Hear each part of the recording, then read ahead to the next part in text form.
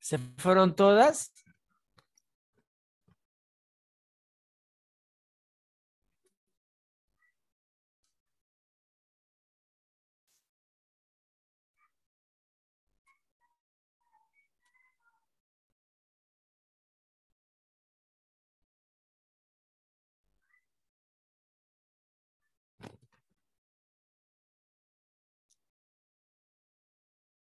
Bueno, Profesor, buenas eh, tardes. hasta la clase pasada hemos, hemos tenido la democracia, hemos visto procesos democráticos en el Perú, con sus altas y sus bajas, con sus cosas un poco raras,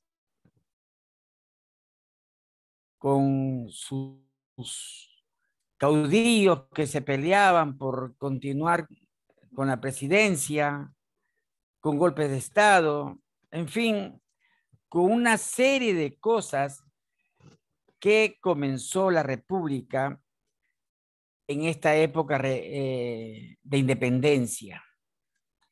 Ahora vamos a ver ya la última parte de lo que ha venido hace 35 años acá.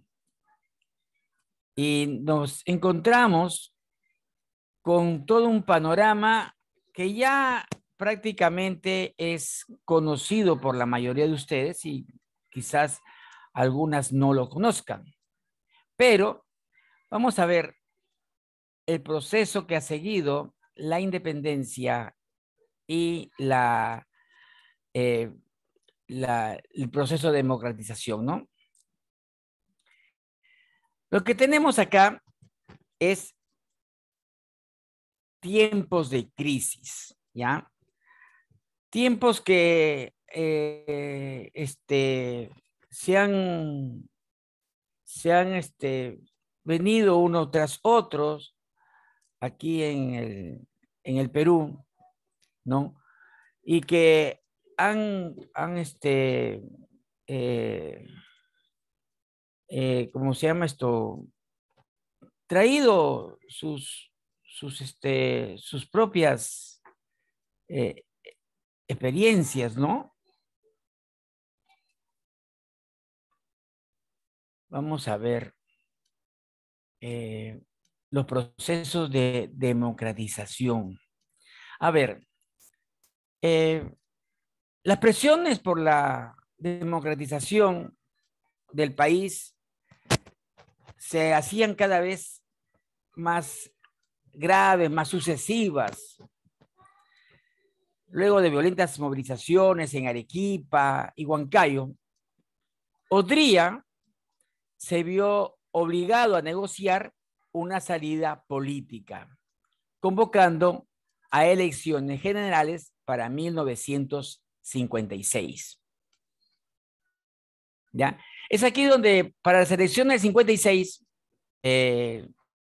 todas las fuerzas políticas se vieron en la necesidad de integrar a esta al APRA, al Partido Aprista Peruano, ¿no? Por entonces, el partido más importante del país, ¿no?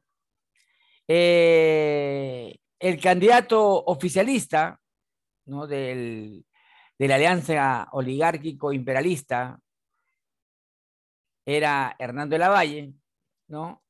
Y ofreció a los apristas el retorno a la legalidad, pero Manuel Prado Ugarteche, que era el representante de la fracción nacional de la oligarquía, les ofreció un cogobierno, ¿no? Para que estén ahí en el gobierno del Perú, ¿no? Y Prado llegó al poder con el apoyo, pues, de los apristas, ¿ya? Y así surgió la alianza política conocida como la convivencia. La convivencia era una suerte que había propuesto Manuel Prado hacer con el APRA para integrarlo, ¿no? En las elecciones de 1956 aparecieron nuevos partidos, ¿ah? Por ejemplo, el Partido de Acción Popular, que hasta ahora está presente, el Partido de la Democracia Cristiana, que ya desapareció hace años, de los tres gatitos, el Movimiento Socialista Progresista también ya desapareció, ¿ya? Organizaciones formadas por profesionales que expresaban los intereses de las clases medias, eh, que estaban en expansión, y todos los sectores de la sociedad peruana, con excepción de la oligarquía, querían cambios, ¿ya? La alianza concertada por Ayala Torre, Manuel Prado, o sea, la convivencia, no fue una simple maniobra oportunista o sino de resultado de cambios trascendentales en la línea del partido aprista. A mediados de los años 50 se produjo un viraje ideológico fundamental, ¿ya? Cuando Ayala Torre se adscribió a la nueva línea que denominó el interamericanismo, ¿no?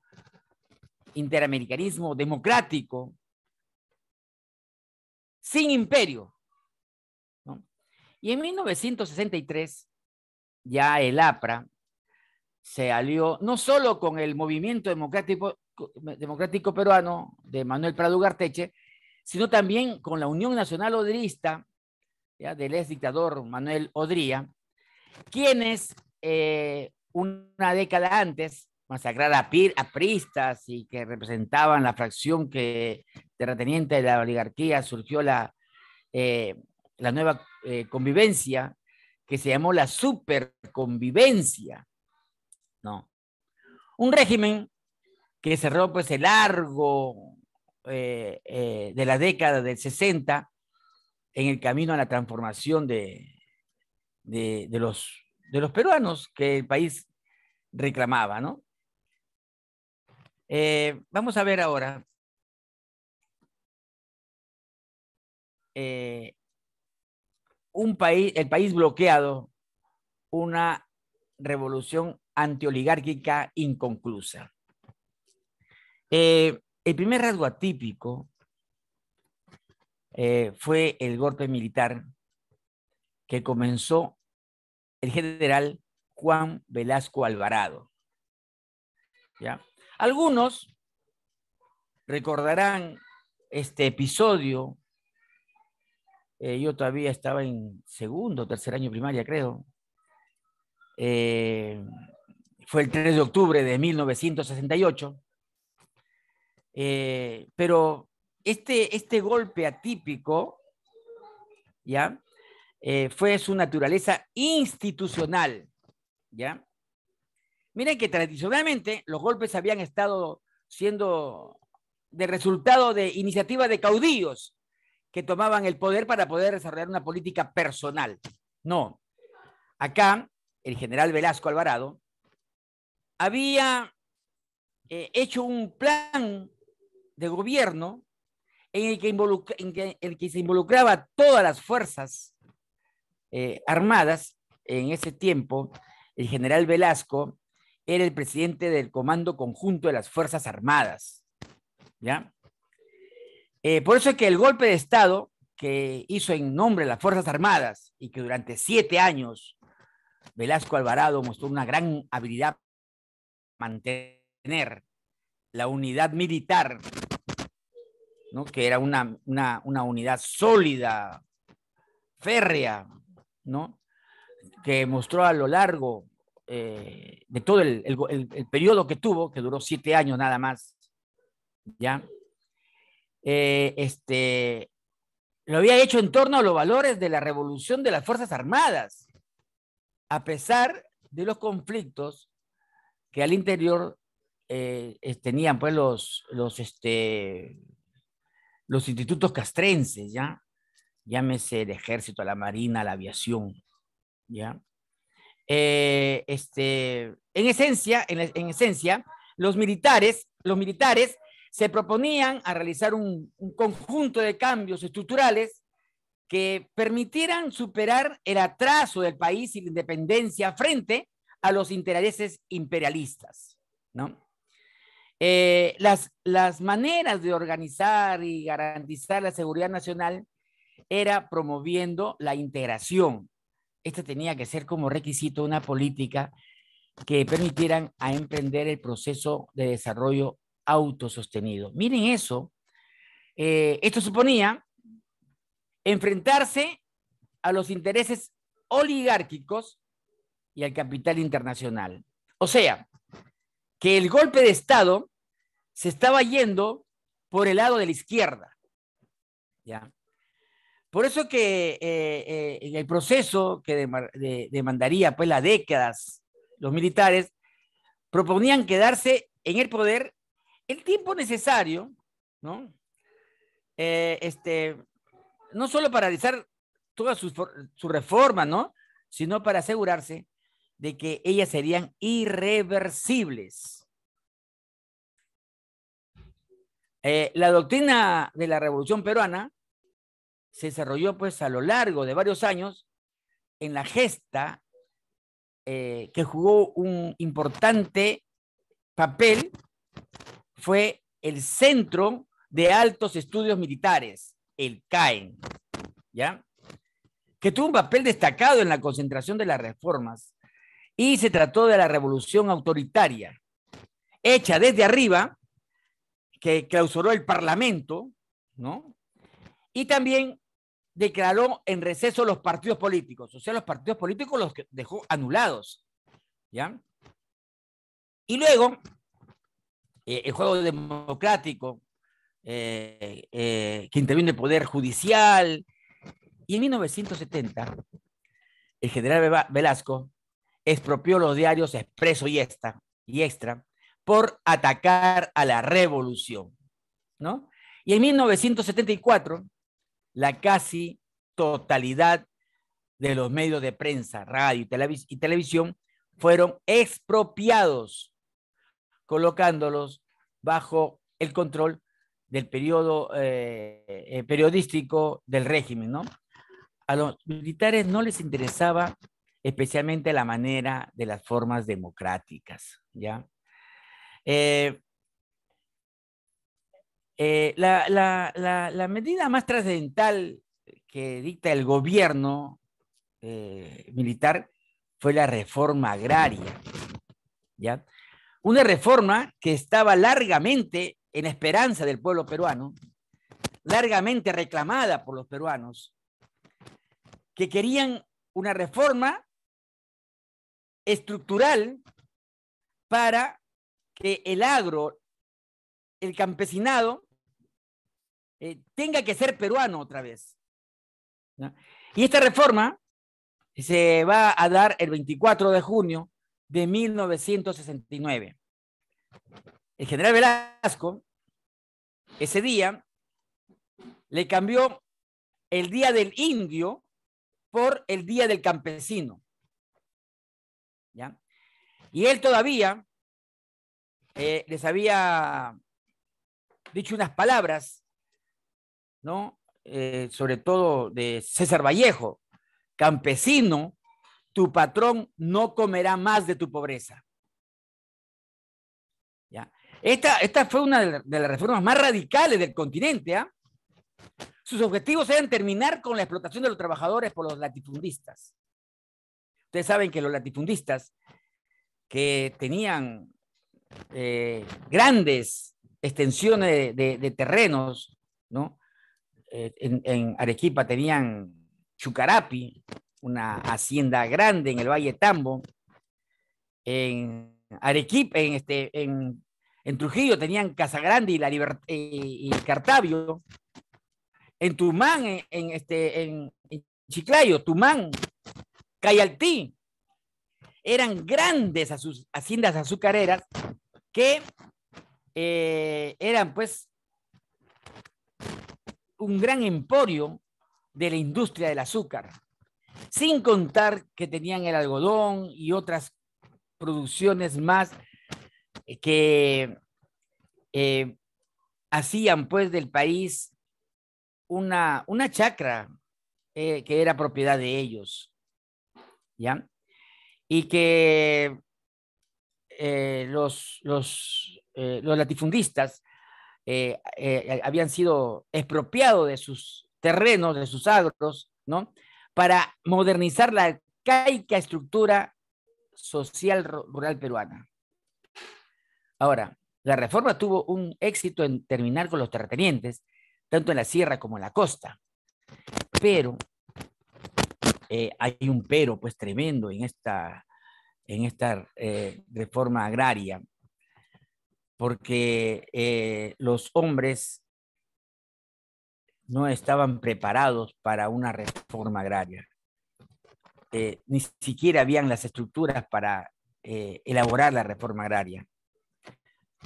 El campesinado no tenía herramientas, armas necesarias para continuar con la siembra y la cosecha. No tenían ni siquiera una técnica para hacerla. Ellos solamente sembraban y cosechaban. No tenían préstamos. Se creó el banco agrario para hacer algo. De verdad, ellos se vieron muy afectados con esta reforma. Hasta incluso hubieron movimientos que les boicoteaban toda su siembra que iban consiguiendo y fue pues una masacre la que hicieron ellos porque les sacaban lo poco que tenían, les saqueaban lo poco que tenían, les iban boicoteando sus almacenes de lo que ellos cosechaban. O sea, todo estaba al revés, ¿no? Ahora, el sector terciario que ha crecido no es de los servicios de la elevada productividad que alcanza la actual sociedad de información, sino el comercio ambulatorio y la informalidad de inmigrantes que tienen que inventarse el trabajo para sobrevivir. Y generalmente con muy bajo recorrimiento de calificación y bajo costo de incorporación, ¿ya? De productividad muy baja. Y esto no añade el valor a lo que ha producido. Desde el punto de vista económico, la reforma agraria velasquista fue un fracaso, ¿ya? Fue un fracaso. Ahí ustedes pueden leer el libro El otro sendero, ¿no? Del señor de Soto, que ha sido candidato a la presidencia de la República. Escribió ese libro en los años 80, creo. El otro sendero, ¿no? Y hace pues una clara alusión a esto del sector terciario de la productividad, ¿ya? Ahora, la industria minera, la minería y los militares crearon las comunidades industriales y mineras. Mira que estas comunidades industriales y mineras eran una gran fortaleza para el Perú, ¿ya? La forma de trabajar y de participación de los trabajadores a las utilidades a través de las empresas que pretendían integrarles el control de la mitad de las acciones de las empresas. ¿Ya? O sea, a ellos les correspondía sacar de la ganancia de la empresa su parte, ¿no? Siempre y cuando controlaran la productividad de la empresa. Esta intención de los ideólogos de la revolución militar era pues conciliar los intereses del capital y del trabajo. Y eso tiene una clara connotación socialista, comunista, le decían ahorita. Pero ahí estaba el trabajo del general Velasco. En ese tiempo, en el Perú, ya se hacían televisores. Se ensamblaban los televisores acá, los Sony. ¿Saben qué ensamblaban acá? ómnibus para el transporte urbano. A estas alturas, el Perú ya haría sus propios carros. En los años 70, fue los Moraveco, una empresa que estaba ensamblando los autos acá. Ensamblaban lavadoras, ensamblaban refrigeradoras. O sea, el Perú en todo lo que es la industria y las comunidades industriales que habían hecho, estaban muy bien encaminadas. El problema fue que la mayoría de los empresarios no podían ver a sus trabajadores como iguales con los cuales dialogar. Y la barrera de un país estamental, como era el Perú oligárquico, no solo eran los clasistas, también las étnicas. Más de una vez los patrones dijeron que estaban dispuestos a compartir las utilidades, pero de ninguna manera dar participación a los obreros en la gestión de las empresas. ¿No? O sea, eso era el Perú en esos momentos. En el terreno cultural, ¿no? La revolución militar tomó algunas medidas como fuente de contenido simbólico, ¿ya? Declaró el quechua como la segunda lengua oficial de Perú. O sea, esto del quechua, que se habla y que se dice muchas palabras, ya estaba desde los años 70, cuando el general Velasco oficializó la segunda lengua oficial, el quechua, ¿no? Y también hicieron la educación para que fuera intracultural, transcultural, que aprendieran los idiomas tradicionales del Perú y que vayan a dar clases en su lengua nativa a los peruanos. Ya estaba ya.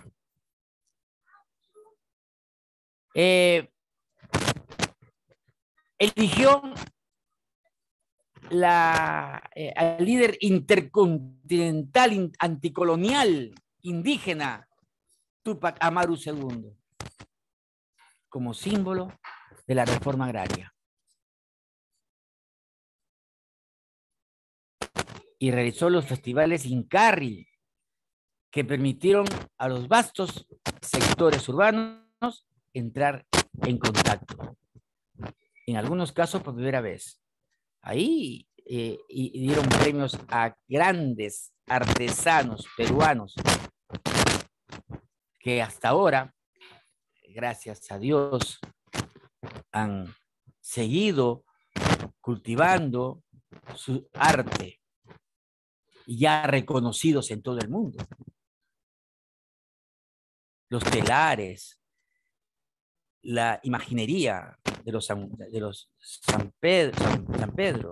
Pablo, San Marcos, los San Marcos, que son esos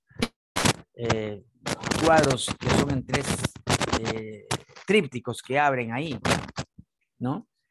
Y la rica producción cultural de los pueblos del interior que salieron a dar a conocer todo su acervo cultural que tenían, ¿no?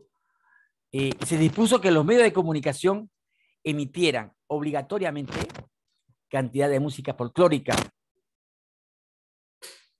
y programas en lenguas vernáculas. Ahora al Canal 7 los pasa creo a las 7 de la mañana, 6 de la mañana. Antes no. Todos los canales de televisión estaban obligados a transmitir sus programas en quechua.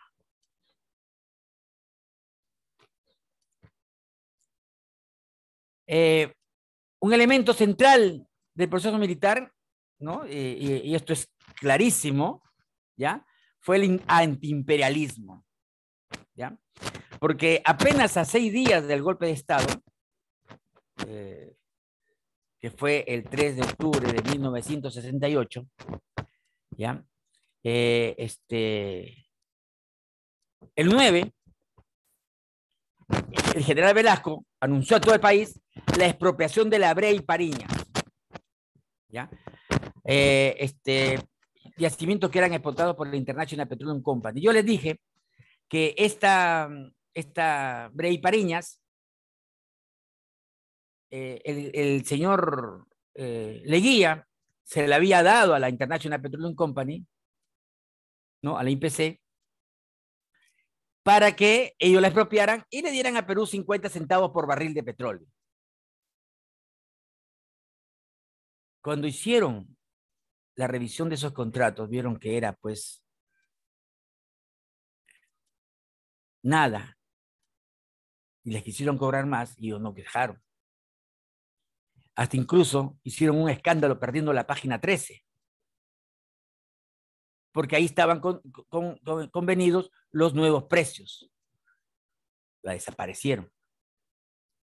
¿Culpa de quién? Seguramente del presidente de ese entonces, Fernando Belaúnde Terry. ¿Culpa de quién?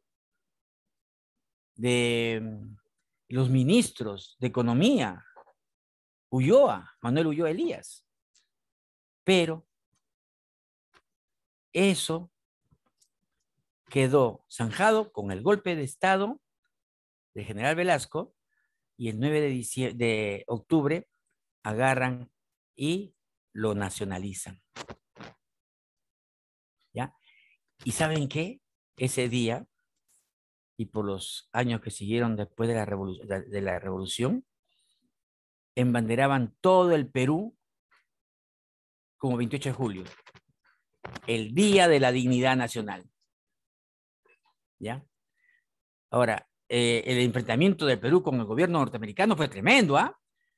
Que amenazaba con represalias por la expropiación de la International Petroleum Company y de algunas otras empresas. Entonces, el general Velasco radicalizó el plan internacional del régimen. Eso era tener pantalones.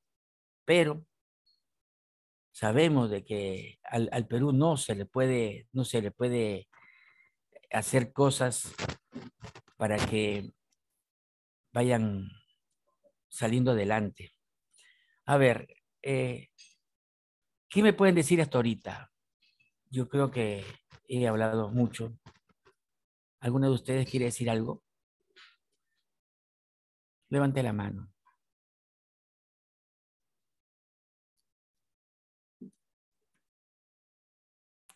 ¿Sí?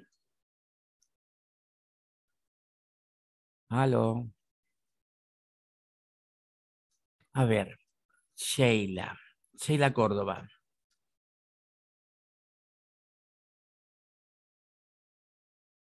Dime, Sheila.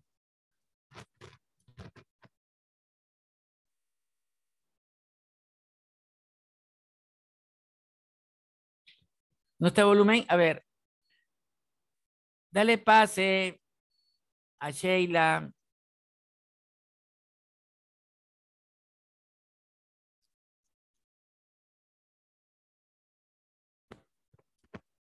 Muy bien, Zulema, muy bien.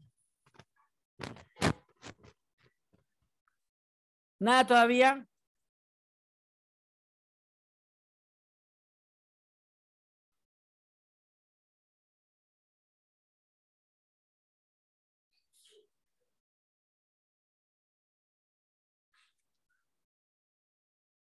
Por favor, denle pase a Sheila.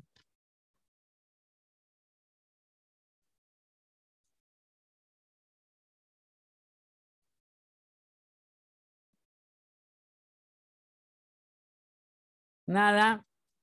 El micro. Sí, ya sé, pero no te dan micro. El pase para Sheila. Aló, no me escucha, no le escucho.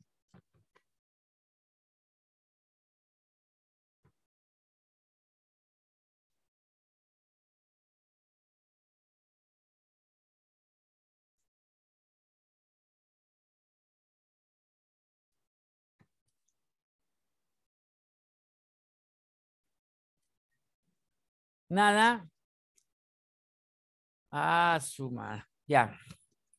Bueno, voy a seguir y al final yo les voy a pedir, ¿ya? Porque todavía falta bastante, ¿ya? A ver, listo. A ver, ahora, el 29 de agosto, pero del año de 1975, el proceso revolucionario de las Fuerzas Armadas al mando del general Velasco fue cortado, pues, de un golpe militar encabezado por su exministro de Economía, el general Francisco Morales Bermúdez.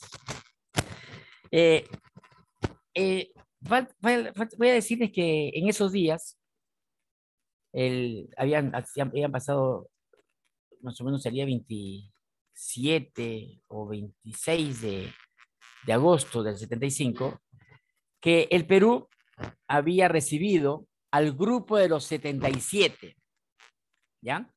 Era un grupo de países tercermundistas, ya que estaban en vía de desarrollo. Y el general Velasco les había dado la bienvenida a nombre del gobierno revolucionario, qué sé yo, pero en esos días vino el golpe de Estado y eh, entró pues el general Morales Bermúdez y él le dijo que la misma revolución, el mismo gobierno revolucionario que les había dado la bienvenida con el general Velasco, les daba también la despedida, ¿no? Para hacer saber de que la revolución peruana iba a seguir con su mismo rumbo, ¿no? Pero sabemos de que lo desmantelaron todo lo que había hecho el Perú. No sé si bien o mal, pero a la larga la historia pues nos está dando a entender de que seguramente se han equivocado en ciertas cosas, ¿no? Eh, es verdad que la economía peruana había entrado en una crisis, ¿no? Como consecuencia de la recesión mundial que se inició en 1973 y las debilidades internas del proyecto militar, pues, ¿no?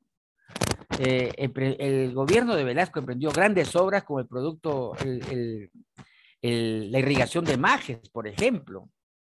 Es una irrigación tan grande que se ha producido, hasta ahora produce siembra para el Perú, acá, ¿ya? Está por Arequipa. Y también el oleoducto norperuano. Del petróleo, pues. Para transportar el petróleo, ¿ya?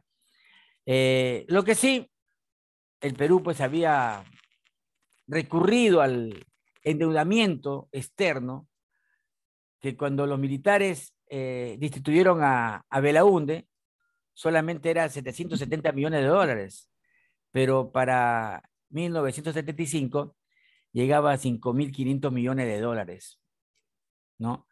En los 15 años siguientes se multiplicaron por 6 veces más y para 1990 el Perú había pagado 26 millones por intereses y moras, más que el monto total de la deuda a 1990.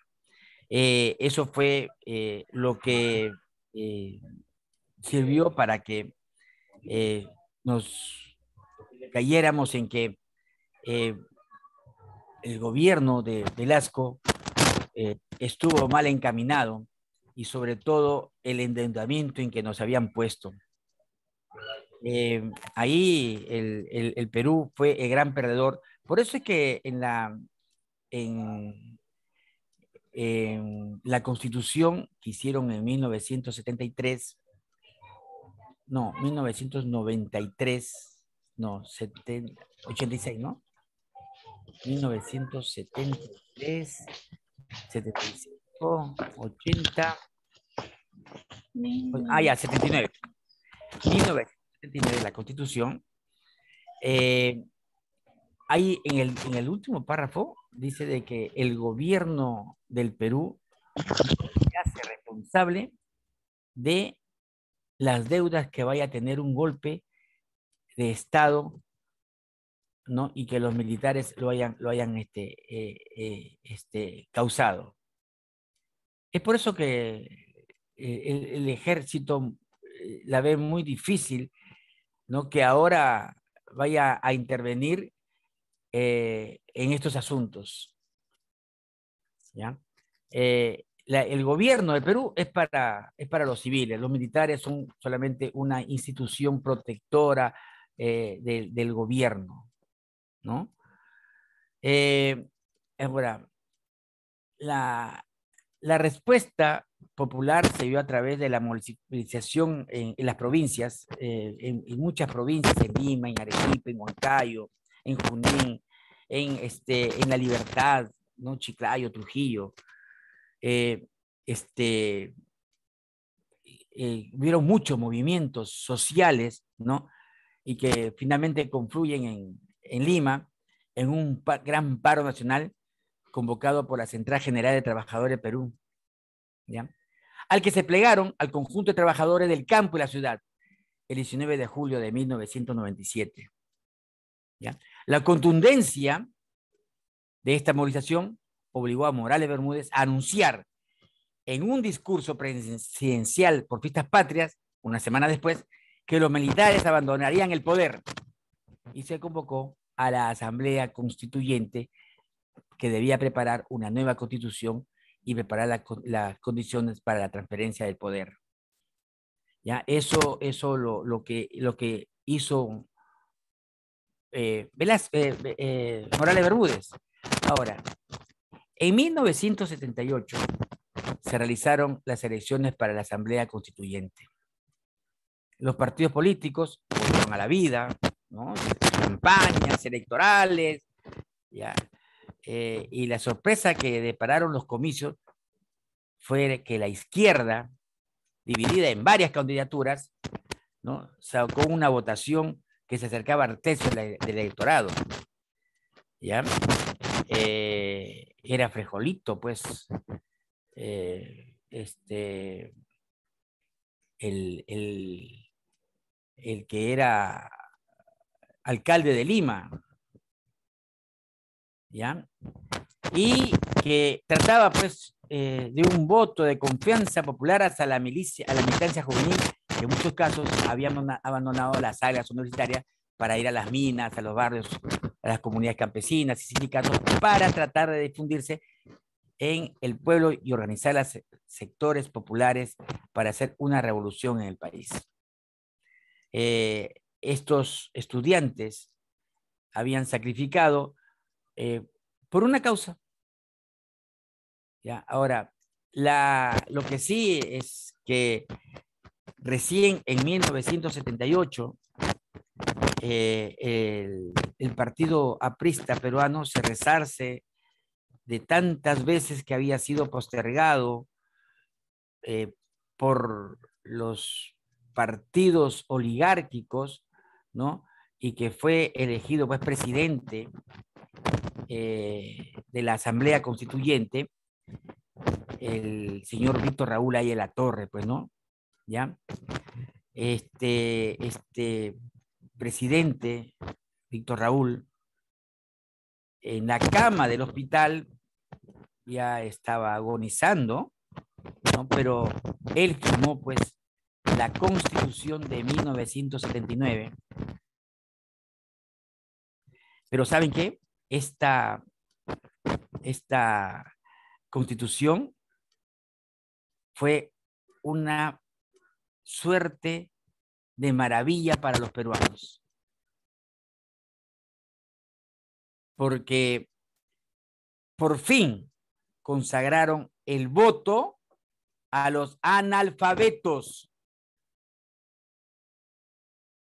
O sea, que en el Perú podían votar todos los peruanos nacidos en el Perú a partir de los 18 años. Esto lo hizo el Partido Aprista como uno de los grandes logros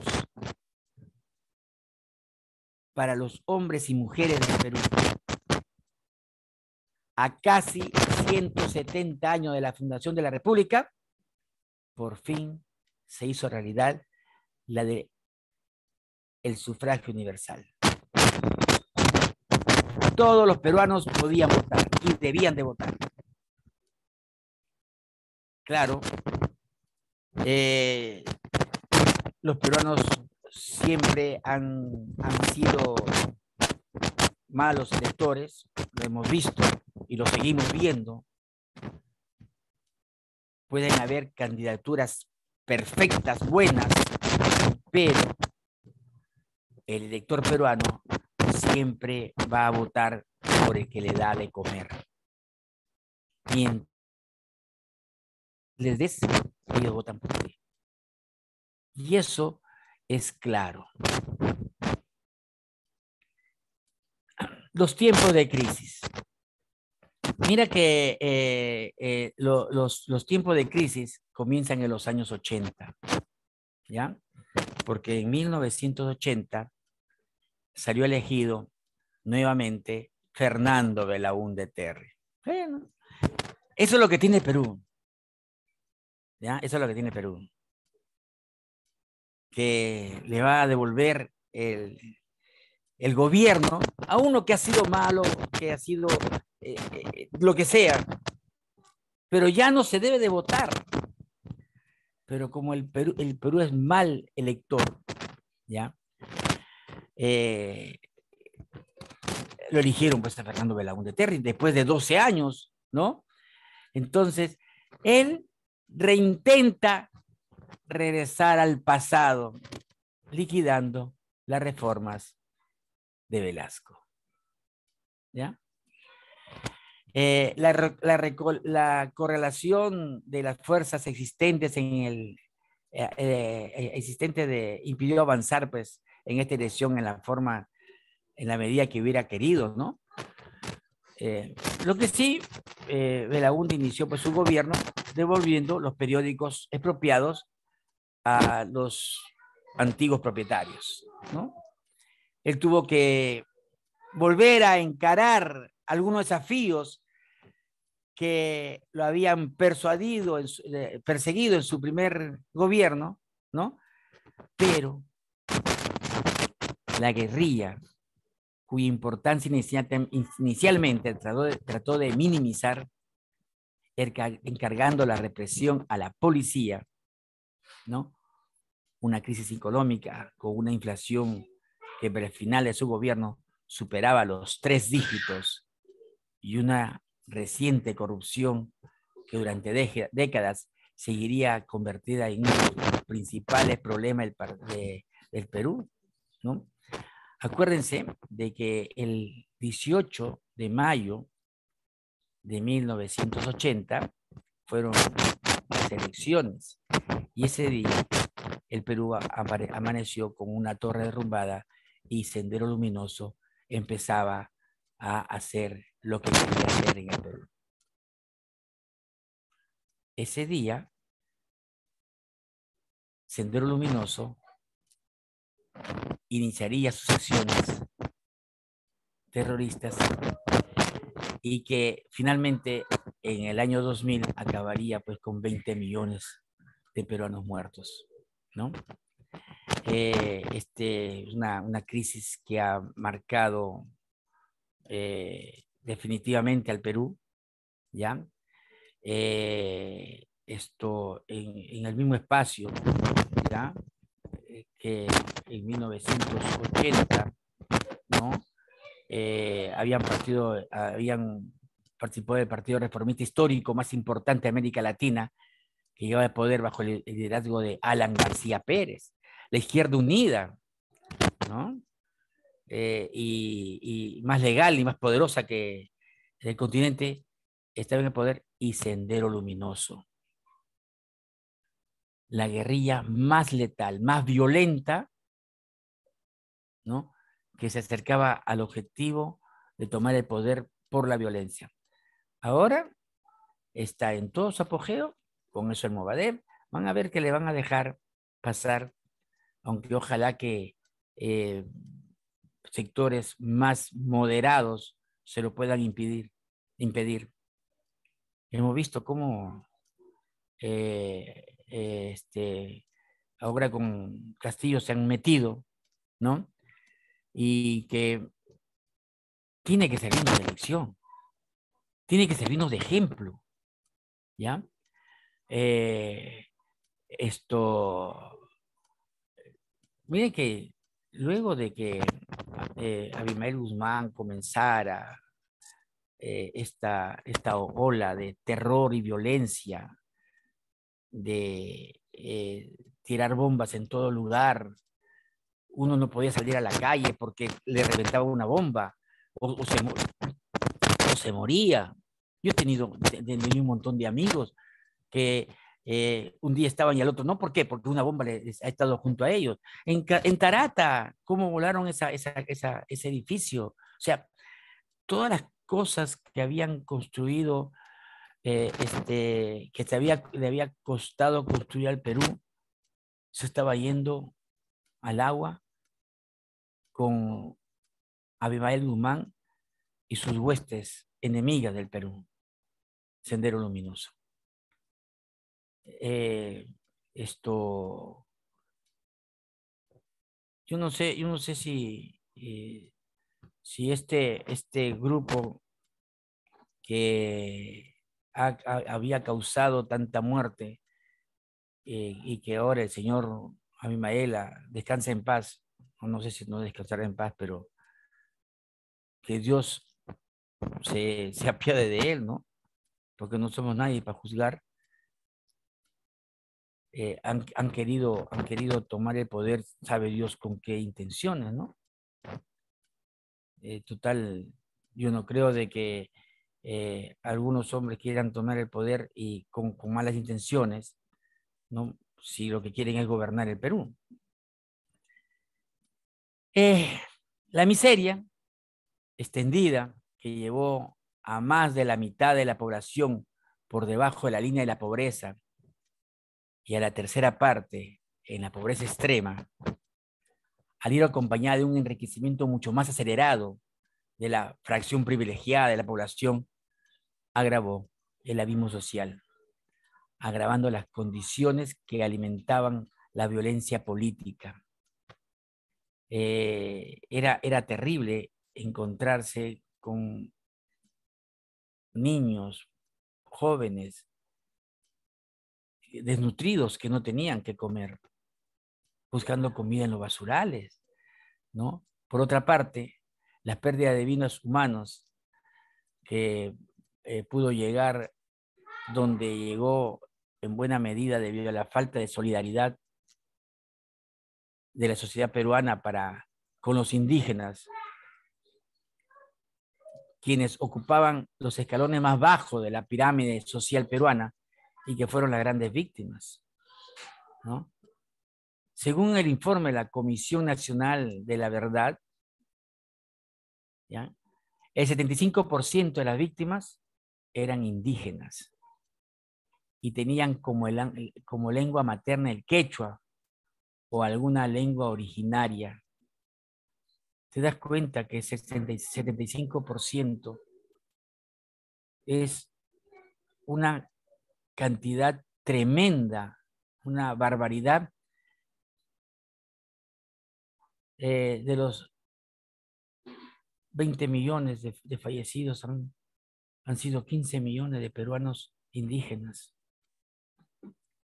¿ya? Y cerca de un 20% de los indígenas que fueron víctimas de la tragedia no tenían ni siquiera sus nombres inscritos en los padrones electorales. O sea que no contaban con documento de identidad. En otras palabras, eran indios que no existían para el Estado peruano. Y eso ha sido ayer, al año 2000.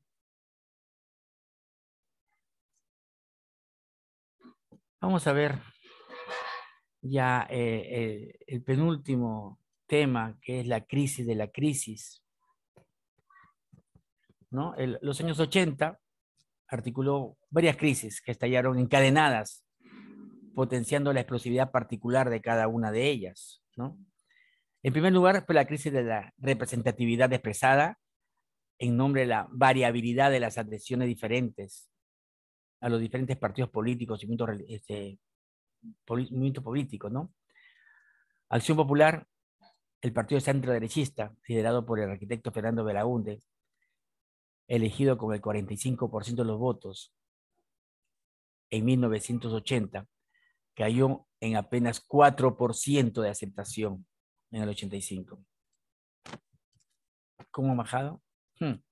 El APRA, el partido de mayor organización del país, que con Alan García alcanzó un 56% el año 85 y salió del poder con menos de un 20% en 1990. A pesar de que García llegó a controlar un determinado momento el 90% del apoyo a las encuestas, en 1995 el APRA perdió la inscripción oficial al no alcanzar el 5% de respaldo, ¿no? Ahora, la enorme variabilidad de las preferencias electorales en los últimos 25 años y la debilidad de sistemas de partidos políticos con organizaciones ideológicas y representatividad expresan el hecho de que varios sectores de la sociedad peruana no encuentran una expresión política adecuada a sus demandas. Durante las últimas décadas, el Perú ha sufrido un conjunto de cambios trascendentales. Miren, han desaparecido de determinados sectores sociales y otros nuevos están en proceso de constitución y las antiguas organizaciones políticas ya no expresan la necesidad de los sueños y expectativas de sus bases sociales potenciales, ¿no? De ahí que también Sendero Luminoso y el Movimiento Revolucionario Tupac Amaru encontraran, pues, adherentes. El límite del proceso es la completa deslegitimización del sistema de representación, un proceso que viene desenvolviendo ante nuestros ojos. Ahora, el cuarto nivel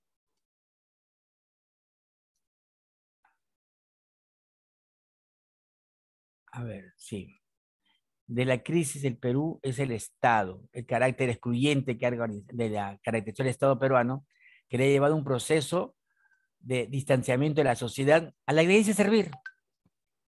Se asiste a un proceso de privatización del poder que delegitima como instancia a la que se pudiera reconocerse capacidad de mediación. En la crisis de la policía, el hecho de que muchas bandas delincuenciales estén formadas por soldados y policías de actividad forma parte de la crisis. El aparato institucional de la corrupción montado en la década del 90 llevó a este proceso al extremo, a la presencia de la corrupción, el compadrazgo, la ausencia de normas e institucionalidad más allá de las caídas del fujimorismo, que muestra hasta qué punto es un problema que atañe al Estado y que no simplemente el gobierno del expresidente ahora prisionero en Chile, que ya está acá en el Perú, ¿no? Y el quinto nivel, que es el más profundo de la crisis, es la herencia colonial no resuelta de él y que de él depende de los demás. Miren, en lo político, la independencia supuso la quiebra de la clase dominante y colonial. Los españoles habían salido del Perú, ¿no? Entonces, era de suponerse de que ya no regresarían más al Perú, ¿no? Y que una nueva eh, una nueva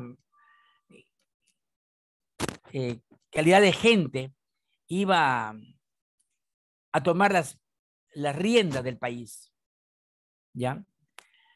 Una suerte de élite política podía gobernar el país, ¿no?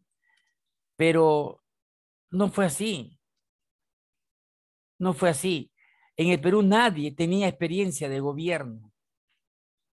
Acá todos los peruanos estaban acostumbrados a que los gobiernen a ellos.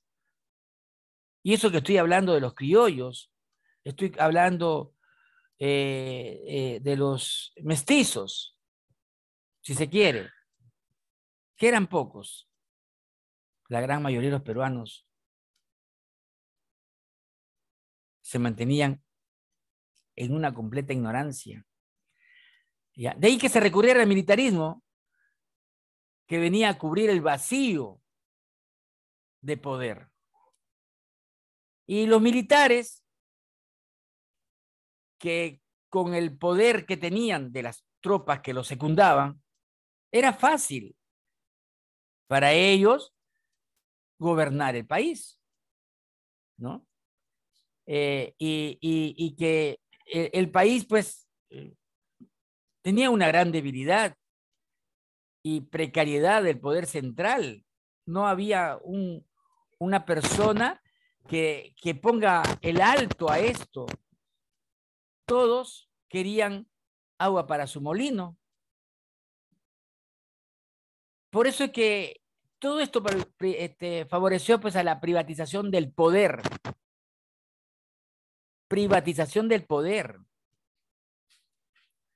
El desarrollo de los poderes locales muy fuertes que constituyeron el gamonalismo. Los grandes señores dueños de haciendas inmensas y que ahí trabajaban los peruanos, estaban bajo su dominio. Estaban bajo su poder y que hacían caso a todo lo que ellos dijeran.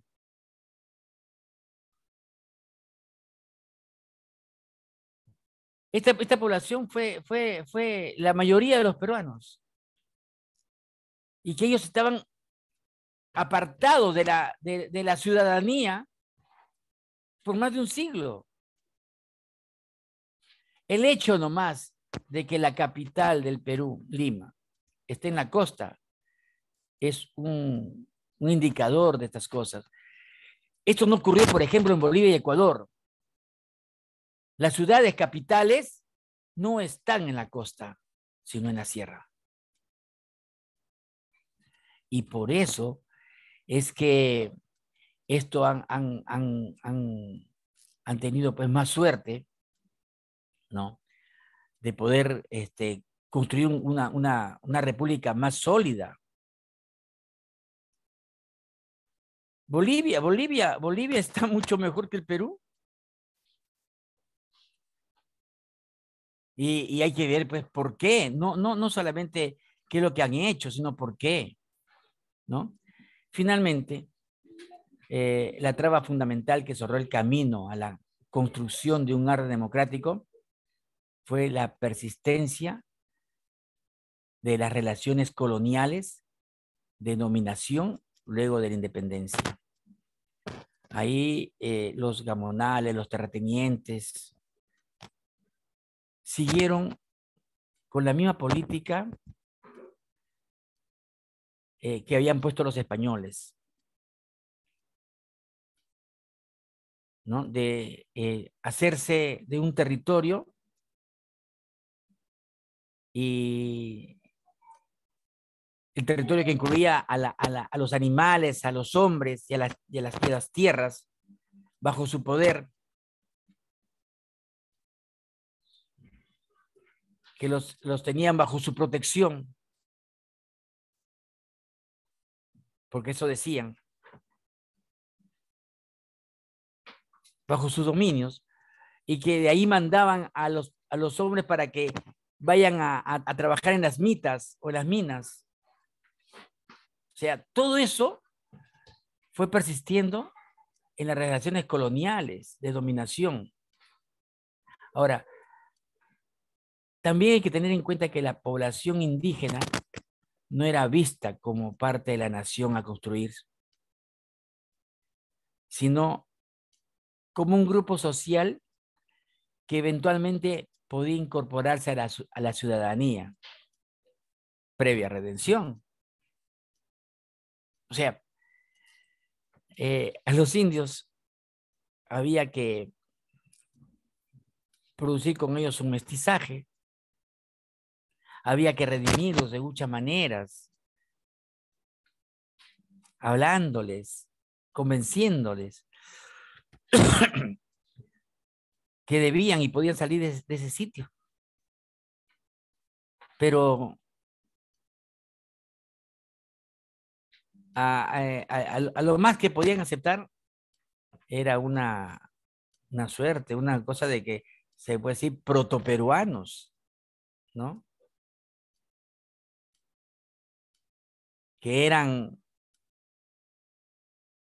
los peruanos que estaban para convertirse recién en peruanos, previa redención, ¿no? Ahora, para los conservadores más radicales, el indio puede ser irrecuperable. Manan. ¿Saben qué? Lo que da cólera es que digan que es irrecuperable por las taras biológicas irreversibles. Eso decían. O sea, tienen esas taras de nacimiento por generaciones.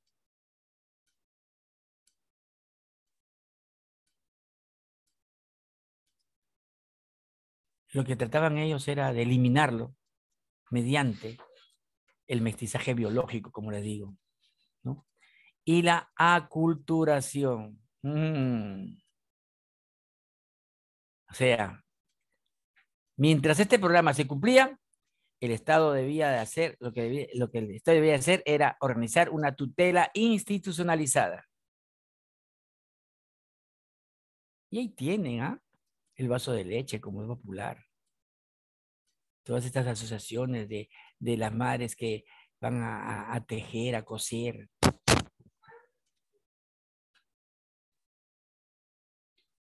Esa es la injerencia del Estado en esta etnia, que lo que tratan de buscar es una tutela institucionalizada del Estado. Eso es lo que tenemos en el Perú y que ya hemos acabado de este capítulo de hablarles de la democracia, ¿no? Los procesos democráticos en el Perú, ¿no? Pero en los tiempos de crisis, que son desde 1980 hasta ahora, que todavía tiene una suerte de seguir así por un rato más, salvo que los peruanos despertemos y se haga otra cosa.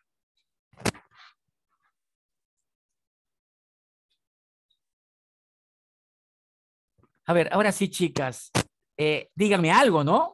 Porque ya, a ver. Buenas noches, profesor.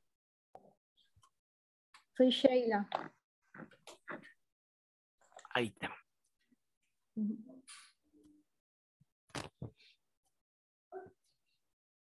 ¿Me escucha, profesor? A ver. Buenas noches. Y feliz año. Sheila, ¿puedes hablar? Sí, estoy hablándole. ¿Me escucha? ¿No me escucha? Estoy hablando. ¿Ah? Estoy hablándole. ¿Ya? ¿Me escucha? Sí. Ok, profesor, buenas noches y feliz año, como le decía. Te escucho. Ok, tengo unas preguntas por acá. Usted hablaba, decía, los campesinos no tenían las herramientas, no tenían los préstamos. Claro, les entregaron sus tierras, ¿no? A los campesinos, pero oh sorpresa, no había herramientas, no había préstamos. ¿Cómo iban a hacer que esa tierra, pues, digamos, prospere?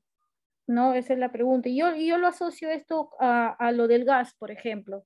Si se va la empresa privada y nos quedamos con el gas, ¿cómo se va a extraer este gas, por ejemplo? ¿No? Es algo similar, porque es fácil también decir, no debemos tener, quedarnos con lo nuestro, que nadie debe explotarlo, pero tampoco tenemos digamos, las herramientas, no tenemos la maquinaria como para Los nosotros recursos. hacer ese trabajo.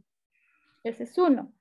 Y otra cosa, también dijo, hace ratito dijo usted, por las taras biológicas irreversibles, que se refería, me imagino, a la gente de provincia que no era aceptada. ¿Quién dice eso? Porque usted lo acaba de mencionar, ¿no? ¿Quién lo Sí, dice? ¿En dónde está escrito eso? Manuel González. Pero yo ya le dije la vez pasada, yo ya les Ya, dije, no, pero le estoy preguntando ya, nuevamente a si usted, Manuel González ¿no? Prada, Ya, pero usted me está hay hablando ahí del pasado. Vasconcelos, por Usted está eso, hablando del yo pasado, ya le estoy hablando de pasado. historia, por eso, pero Yo eso no persiste creo, hasta ahora. claro, yo no creo que en la actualidad usted o yo o cualquier persona estemos pensando que la gente de provincia tiene taras biológicas irreversibles. Si alguien lo pensó en algún momento, yo creo que fue algún ignorante, ¿no? En su momento, pero yo no creo que nadie siga esa misma tendencia de pensar que las personas que porque tienen taras biológicas irreversibles no deberían tener oportunidades. Ese es algo ya pasado, que creo que no creo que usted, ni las compañeras, ni nadie más lo sigan, ¿no? Eh, lo dijo esa persona y no es relevante ahorita eso, o sea, pensar que eso está hasta en la actualidad, ¿no? Quizá haya gente ignorante, mala, que pueda aplicar algo así, pero no creo que todo el mundo viva con eso y las personas sean maltratadas o vistas de esa manera, ¿no? Hay que aclarar un poco ese punto porque usted dijo así, dicen, no hay esto que porque dicen, por eso le preguntaba quién lo dice. Y si Ya, a usted me ver, dice quién lo dice, estamos hablando del pasado, no de la actualidad. tiene razón, no estamos hablando de la actualidad, estamos hablando de épocas pasadas, pero eh, todas esas palabras, esos pensamientos, eh, todavía persisten en la actualidad, todavía persisten. Hay personas que tratan mal a los indígenas, eh, sin ir lejos, hay centros comerciales que a las personas no las tratan igual. O sea, siguen todavía con ese pensamiento retrógrada de 2 siglos atrás, pero que están en el pensamiento de los peruanos. No seremos tú, no seremos yo, no seremos nosotros, pero hay personas que piensan igual. A ver, Rosario.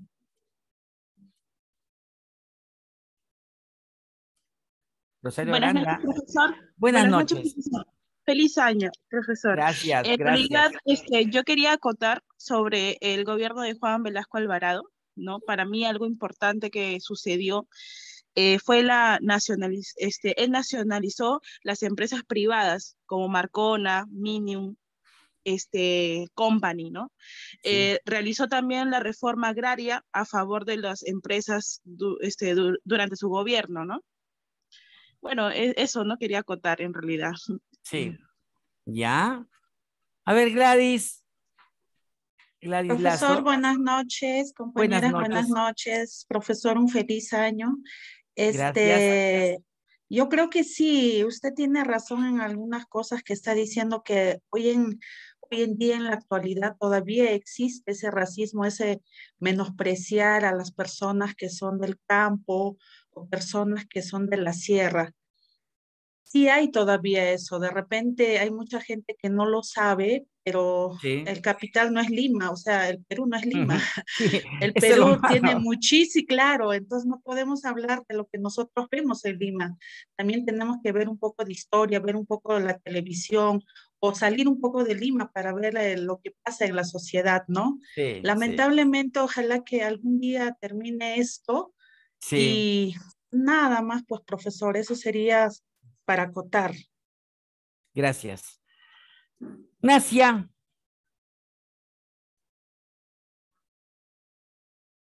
Nacia, Profesor, buenas noches. buenas Buenas noches. noches.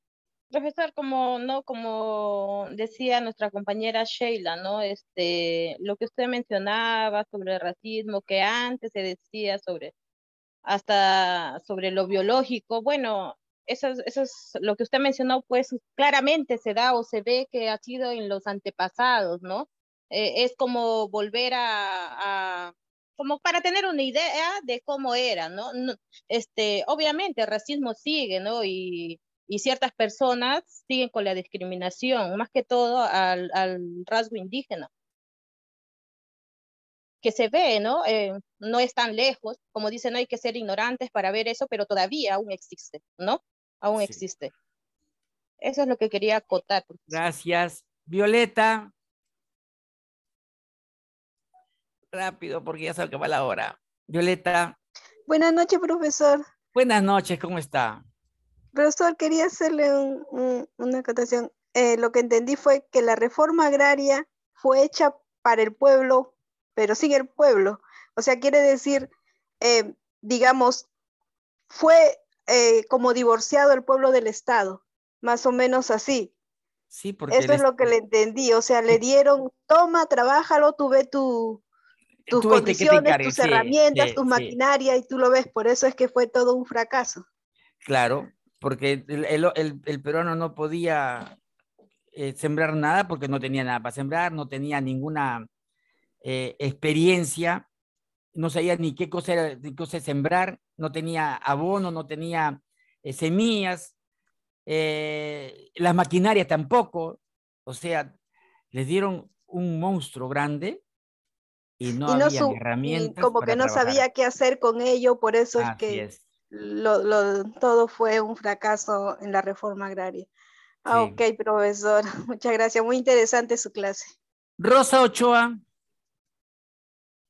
la última. Profesor, buenas Buenas noches. noches, ¿cómo está? Profesor, sobre todo los que están opinando, mis compañeras, sobre el racismo hoy en día en el Perú, se ve muchas veces, profesora, en centros comerciales, ya sea por la calle, ¿no? Que una persona así vestida diferente, ya se quedan mirando, murmuran. Existe ahorita, siempre va a existir eso, profesor. Esta Siempre va a sería mi existir. opinión. Gracias. Ya, gracias, gracias. ¿Alguien más? ¿La última? Ya. Hay unas preguntas, y Zulma Valar, ¿ya? Hay algunas preguntas que les he dejado en la plataforma, ¿ya? A ver, Zulma, Zulema. Uy, permíteme. A Buenas ver, noches, profesor. Buenas noches, buenas profesor. noches, ¿cómo estás? Gracias. Buenas noches, feliz año nuevo. Gracias. Yo solo quería aportar así lo que he visto sobre la discriminación, todo eso. Es que como yo vengo de la selva, he visto varios paisanos míos, por así decirlo, que eso es algo que nunca voy a entender. Algunas personas vienen del extranjero, o sea, hablantes de inglés, o sea, de otros países extranjeros, y cuando no se expresan bien el español, lo corrigen, así no se dice, ok, todo bien, pero cuando alguien sea hablante de acá, me refiero de acá, de Perú, venga de sierra o de la selva, que hablan acá idioma de acá de Perú, y no hablan o no se expresan bien el castellano, como que se burlan, no le corrigen, y eso he visto muchas veces, y me refiero porque lo he vivido también cerca, por así decirlo, porque he visto varios paisanos míos salen a la ciudad a trabajar y no saben expresarse o no lo hablan bien el castellano tan fluido, entonces no lo corrigen, simplemente se burlan, Pero si fuera un gringo, por así decirlo, y se equivoca a hablar el español, como que, ay, no, así no se dice, y lo corrigen. Es algo que nunca voy a entender y eso quería aportar. Más nada. Gracias. Listo. Ya. ¿Desarrollan ustedes las preguntas de plataforma? Se han dejado preguntas. Me lo hacen lo más claro posible, ¿ya? Y nada, nos vemos la próxima semana ya con otro tema, ya dejamos esto, ¿ya? Otro tema que es más masticable, ¿ya? Chao, nos vemos. Chao, profesor. Ya, chao, chao, chao, chao. Cuídense. Ya, también.